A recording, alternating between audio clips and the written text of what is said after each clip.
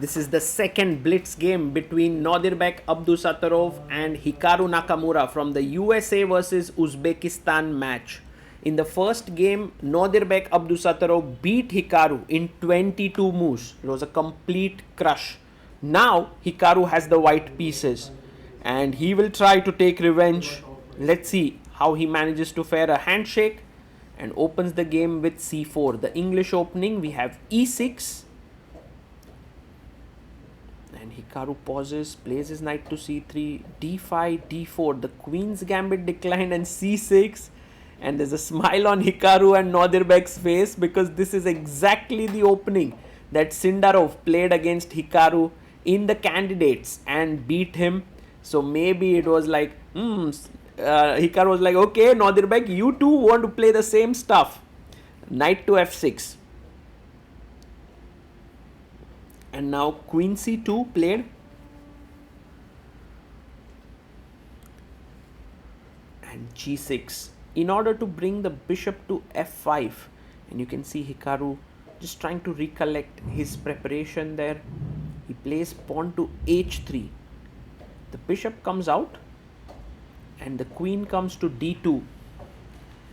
So very interesting play here by white. Maybe Hikaru wants to go g4. But Nodirbek is unperturbed. He goes knight d7. He's like, if you go g4, I'll simply drop my bishop back. I want to get my bishop out to g7. Castles. So e3 played to open up the bishop.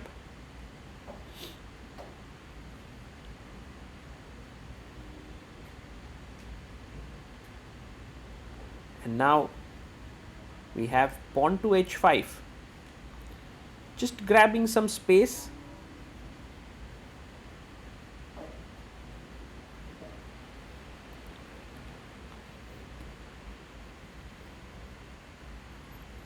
We have bishop to d3, bishop takes, queen takes on d3. And black should not really have too many troubles because look at all the black pawns. They are on light squares. So the remaining bishop is a dark squared bishop, which is good news. Meanwhile, white's pawns are on dark squares and this bishop is on a dark square.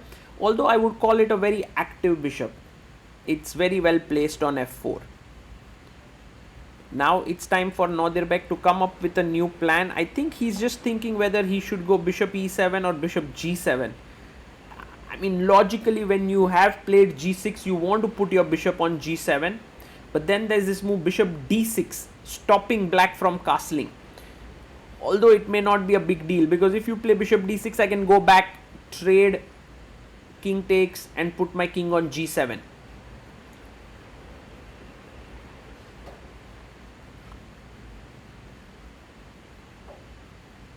Hikaru now also trying to figure out what his next step should be.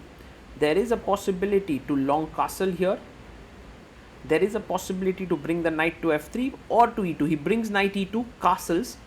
And now a very tempting idea, I must say, is g4. Gaining space, trying to play g5, trying to open up lines. If you take and take here, I can go f3 and long castle. No, but he just castles here. Hikaru is in no mood to go for g4 business. He just castles. Rook e8, rook a d1. And white's main plan when you put your rook on d1 is to play f3 e4. Because look, this is an open, semi-open file. Generally you want to put your rook there. But because f3 e4 will come, the d4 pawn would get a bit weak. So rook d1, a4. Nodirbek is gaining space on the queen side. f3 and now b5. His plan is that if you play e4, I'll go b4. I don't know how good or bad that is, but it is the plan. So let's say e4, b4 and suddenly takes and you lose the pawn. So a3 stopping b4, he comes knight b6. So Nodirbek is jumping in with knight to c4. Very interesting. Hikaru says, good or bad, I need some breathing space. So I will play e4 and I will try to play in the center. Bishop comes back to defend the pawn. Takes, pawn takes. The white pawns look great in the center, but they are also weak. Like for example, e5, my knight jumps to d5. You can't really push d5 so easily. Queen b6, he plays king h1, rook d8 very quickly, bringing the rook in. 1 minute 30 seconds for Nodirbek, 1 minute 12 seconds for Hikaru. The pressure on the d4 pawn, the pressure on the e4 pawn is mounting. And white's pieces can't move. I can't move the knight, this is hanging. I can't move the knight, this could become weak. So queen f3 played.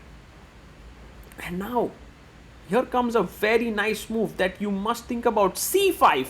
Nodirbek plays it in order to provoke d5 and give white a passer, but then you get the e5 square. And that e5 square, you don't even need your knight to go. You can go knight d7 and bring the other knight, opening up the bishop. He pushes d5. Well, it's not a great move, but what to do? Nodirbek playing really strong. Knight d7. King h1, rook f1, knight e5. He brings his queen to g3. Black is already very much better here.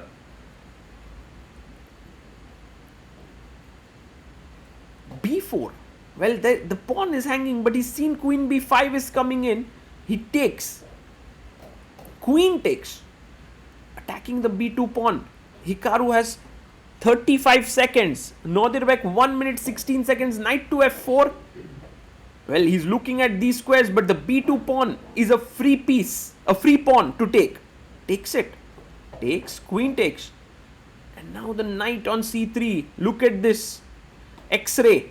He takes on a4.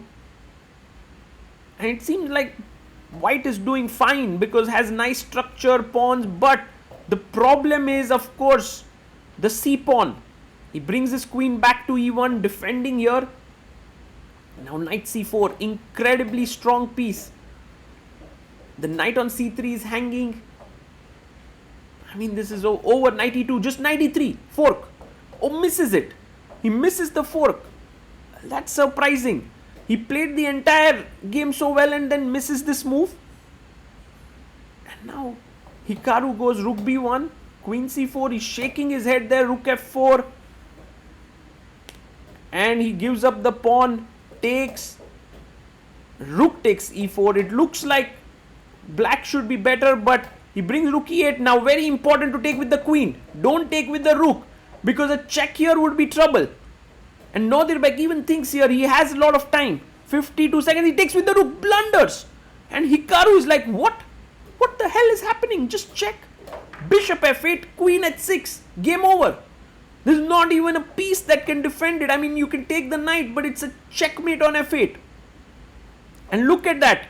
Nodirbek is just so unhappy. I would say never ever trust Hikaru's head nod. He resigns there, and Hikaru, well, of course, he's not so impressed with the way he played, but a win is a win, and he gets the point for his team. A very important point, because all other three boards ended in draws, and this is a key game to win. Nodirbek, he played excellently in this game, but as it happens in Blitz, the player who makes the last mistake is the one who loses.